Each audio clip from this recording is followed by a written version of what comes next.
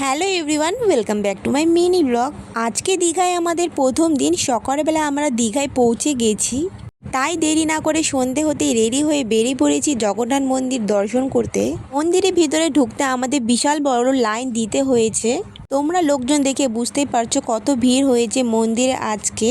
শুধুমাত্র জগন্নাথ দেবের মন্দির দেখার জন্য দূর দূর থেকে লোক এসেছে দেখার জন্য। আমরা যেমন এসেছি শিলিগুড়ি থেকে, ফাইনালি এত ভিড় কাটিয়ে আমরা মন্দিরের ভিতরে প্রবেশ করিনি। দেখো এত সুন্দরভাবে মন্দিরটা বানিয়েছে।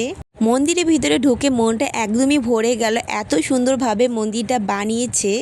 তোমরা কে কে জগন্নাথ মন্দিরে এসেছো কমেন্টে জানাও। আর যারা যারা আসুনি, দীঘায় ঘুরতে আসলে অবশ্যই জগন্নাথ মন্দির দেখে যাবে। মন্দিরের ভিতরে মোবাইল অ্যালাউ নেই, তাই আমি ভিডিও করতে পারিনি। ফাইনালি আমাদের মন্দির দেখা হয়ে আমরা বেরিয়ে চলে আসলাম।